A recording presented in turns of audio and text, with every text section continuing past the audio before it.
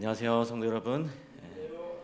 한 주일 동안 하나님의 은혜 가운데 우리가 한 주일 또 잘 살고 또 하나님께서 안식을 주셔서 우리가 편히 쉬고 또 한 주간 은혜를 되돌아볼 수 있는 귀한 시간 주신 하나님께 감사를 드립니다.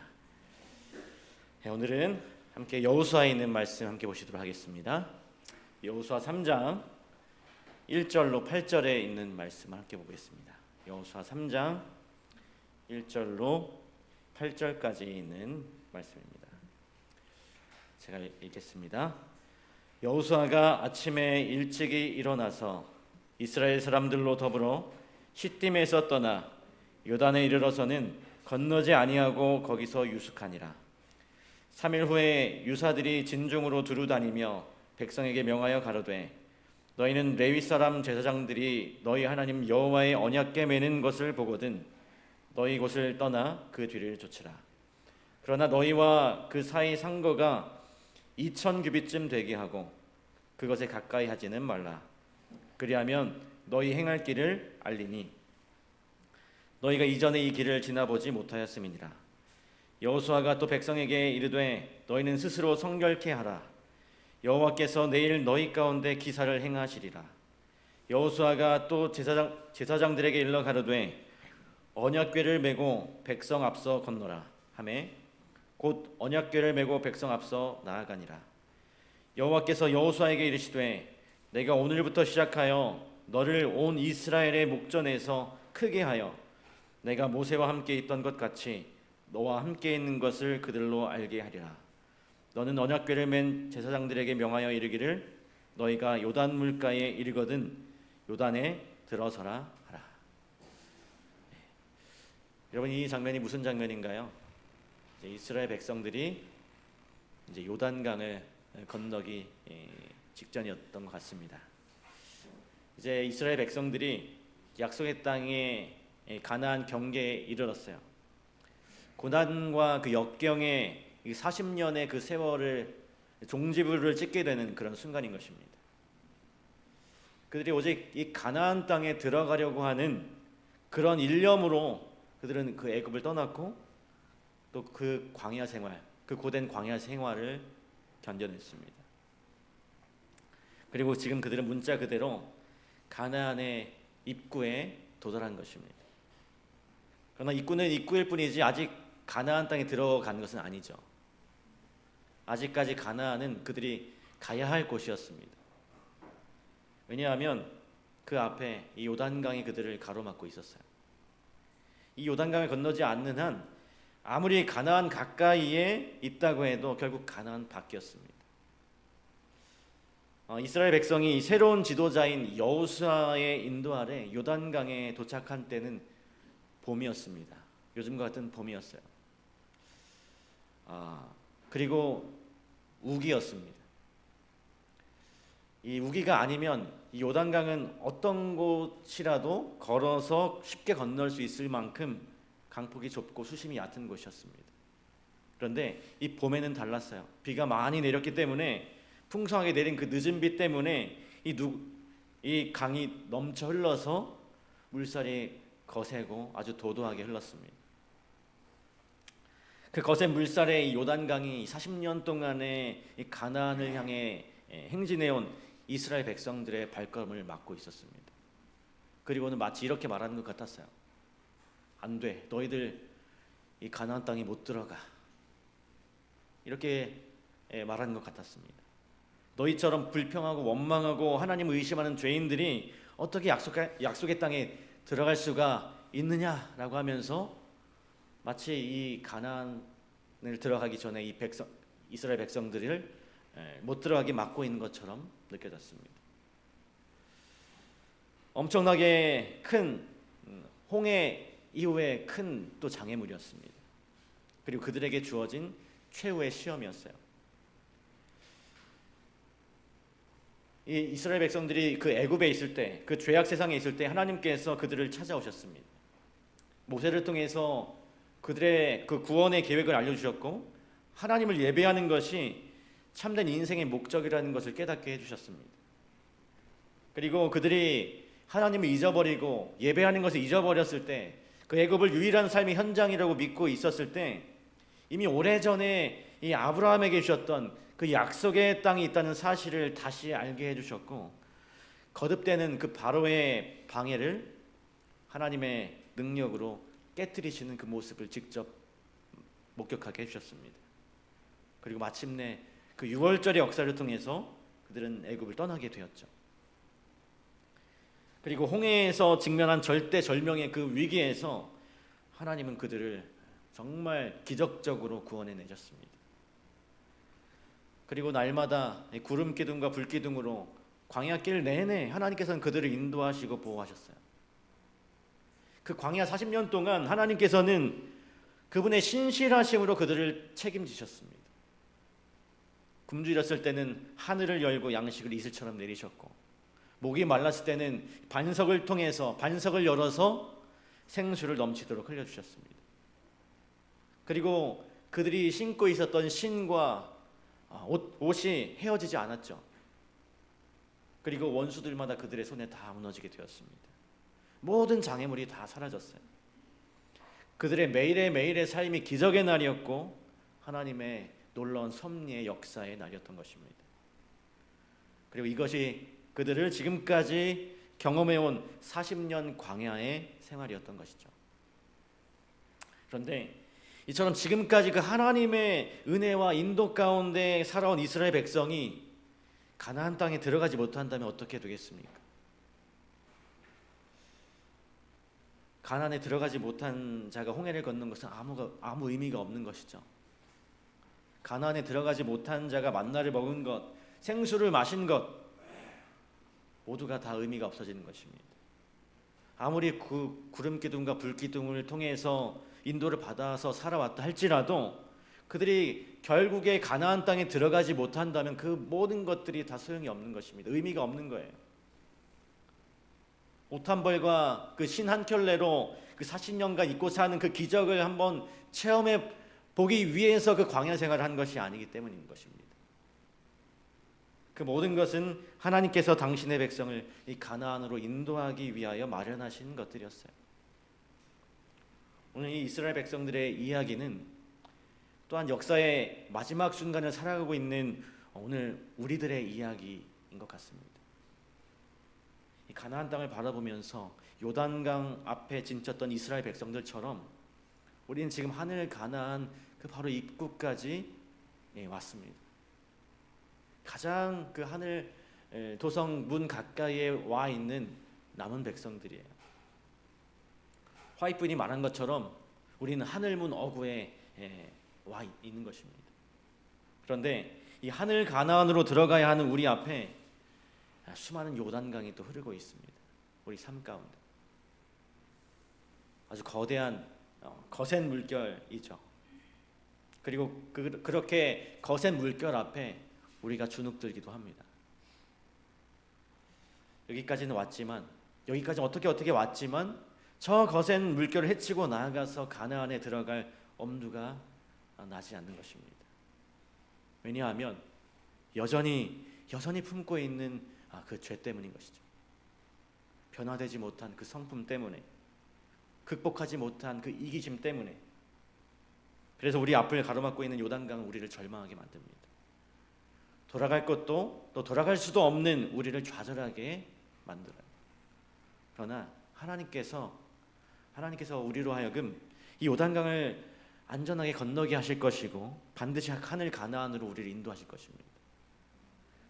그렇기 때문에 지금 우리는 자신의 어떤 부족한 현실이나 나의 어떤 한계 때문에 절망할 것이 아니라 믿음의 주요 온전케 하시는 예수 그리스도를 바라봐야 하는 것입니다.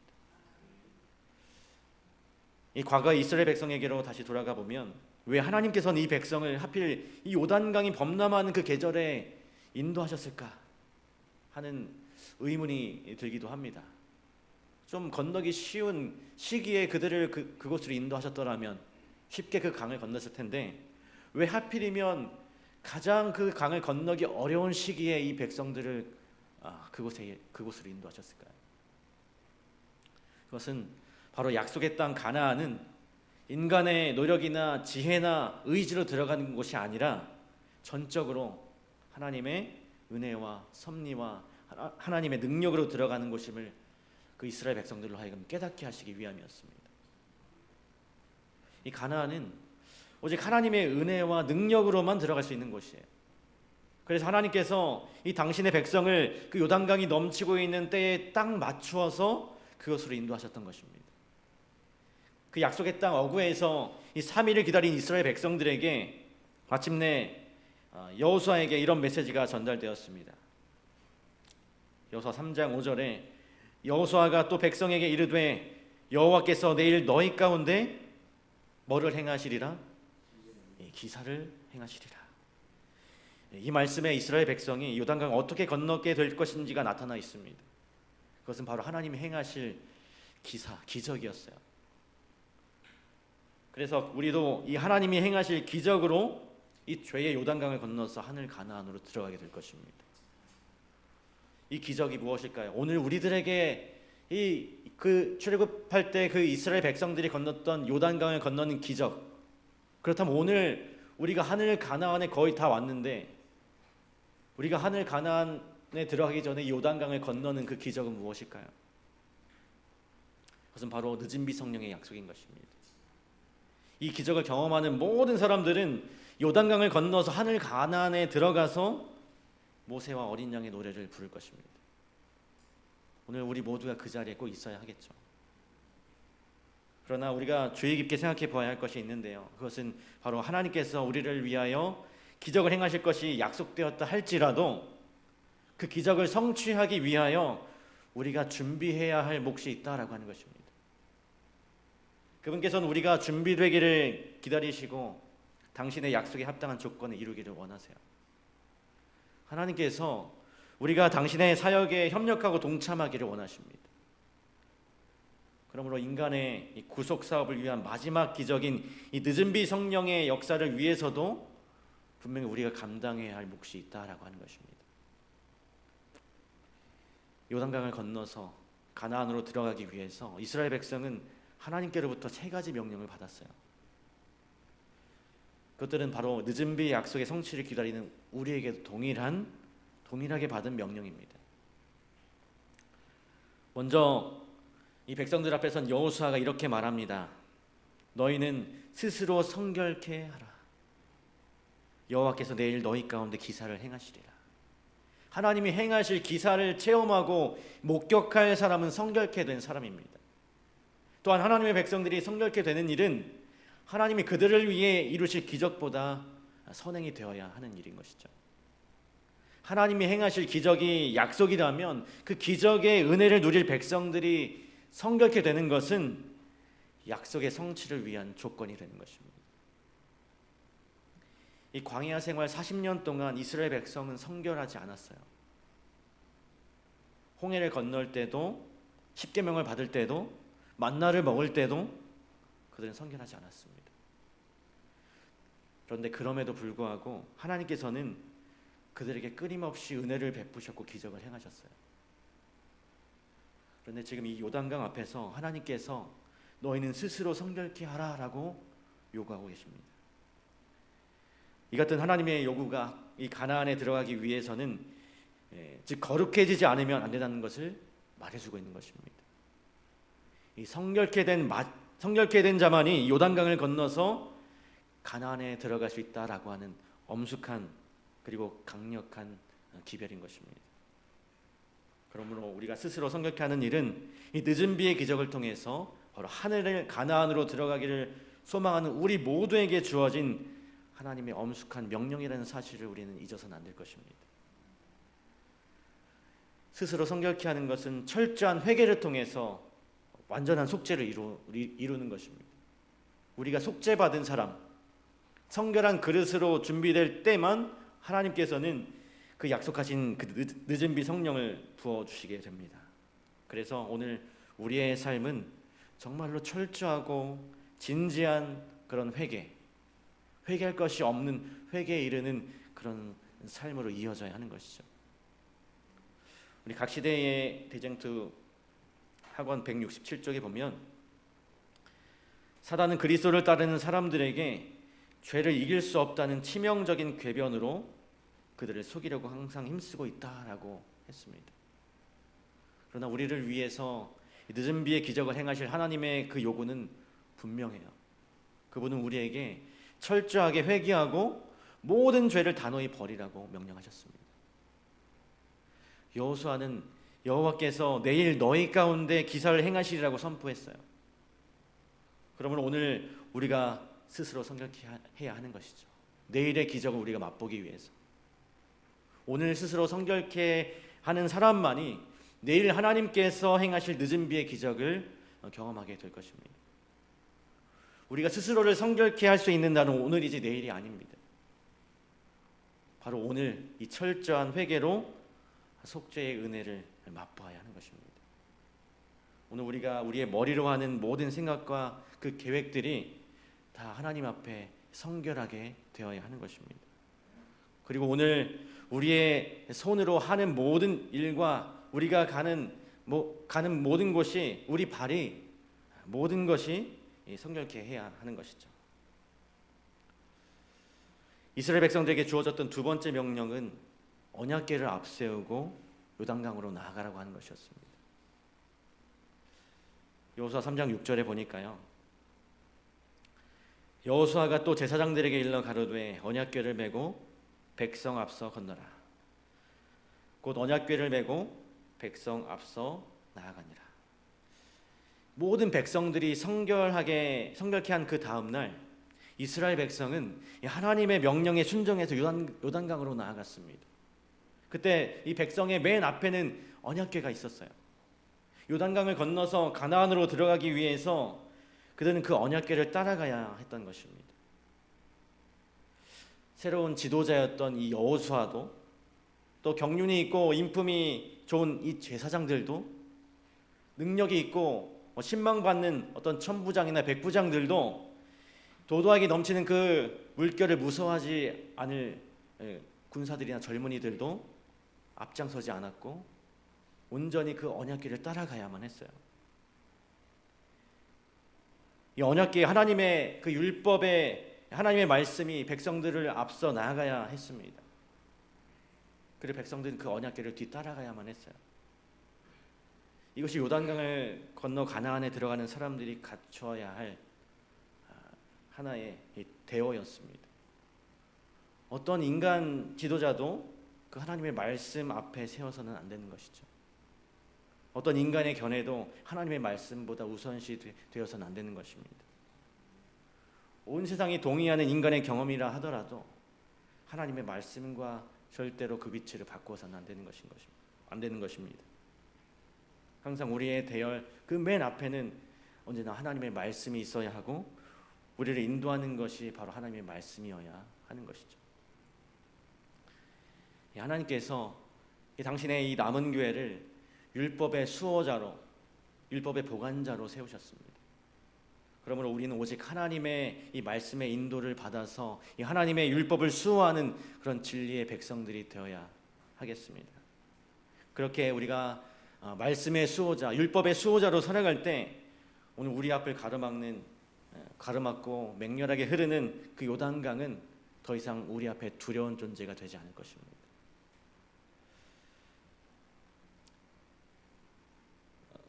다시 홍해를 한번 생각해 보면 이 홍해를 건널 때 하나님께서는 먼저 바다 가운데로 길을 내신 후에 백성들로 지나가게 하셨습니다. 그런데 홍해를 건너는 데에는 이 백성들에게 아무런 희생과 헌신이 요구되지 않았어요. 그냥 하나님께서 갈라주시고 갈라진 길을 가면 됐습니다. 그러나 이 요단강 앞에서는 하나님께서 여호수아에게 이렇게 명령하셨어요. 너는 언약궤를 맨 제사장들에게 명하여 이르기를 너희가 요단 물가에 이르거든 요단에 들어서라 하라. 물이 갈라지기를 하나님께서 갈라주시기를 기다리지 말고 먼저 물로 들어가라라고 하는 것입니다. 비가 많이 왔을 때 여러분 한번 생각해 보세요. 비가 정말 많이 왔을 때 어떤 범람하는 그 강의 모습을 한번 상상해 보십시오. 쉽게 그 강물에 발을 내디딜 수가 있으시겠습니까? 그 흙탕물이 내려가는 정말 엄청나게 빠르게 흙탕물이 흐르는 그 강을 생각한다면 우리가 생각해도 그 강물에 발을 내딛기라는 쉽지 않은 것 같습니다.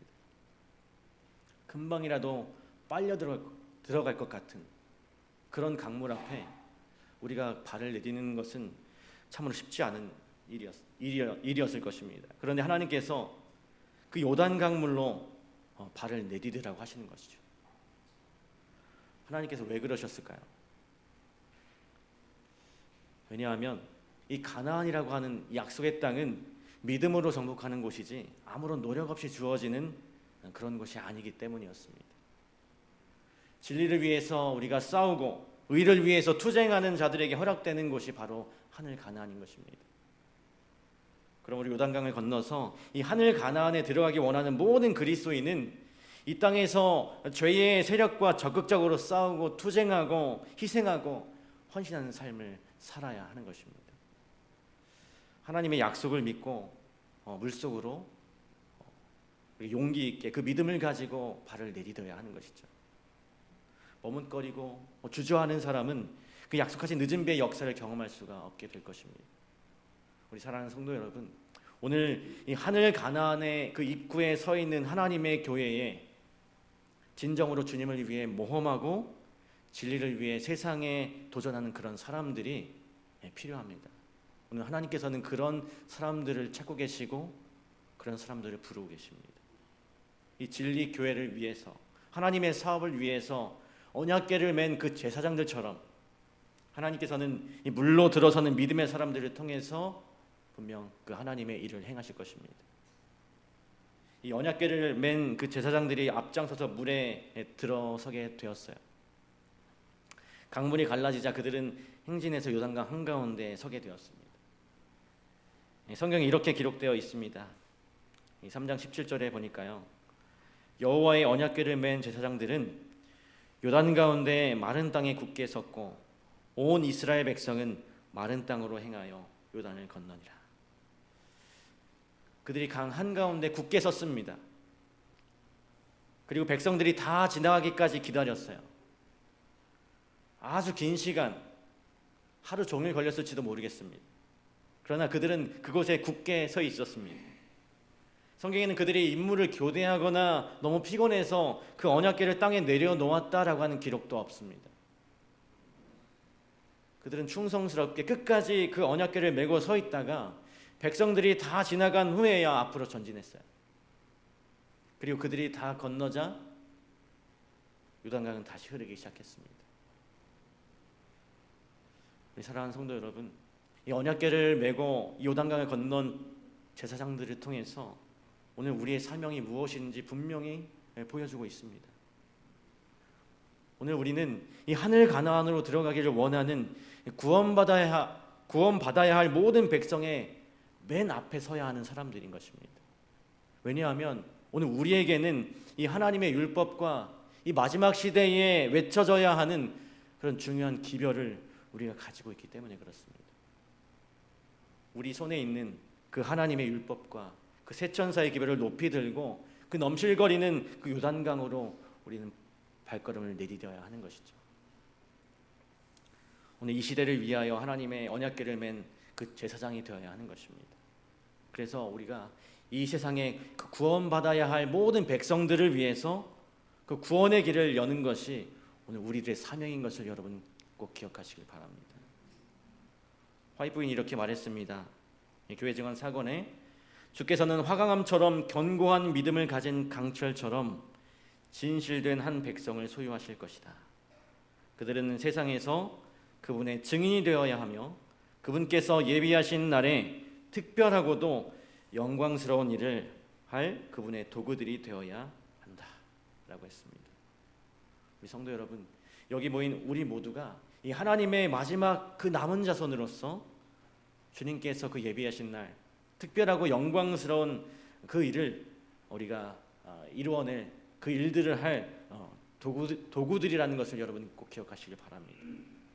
이 요단강을 건너서 이 하늘 가나안에 들어가기 위해서 하나님께서 약속하시고 반드시 이루실 그 늦은 비의 역사를 이루기 위해서 오늘 우리 모두가 이 화강암처럼 견고한 믿음을 가진, 그리고 강철처럼 진실된 그런 하나님의 백성들이 되시길 간절히 바라면서 오늘 말씀을 마치도록 하겠습니다.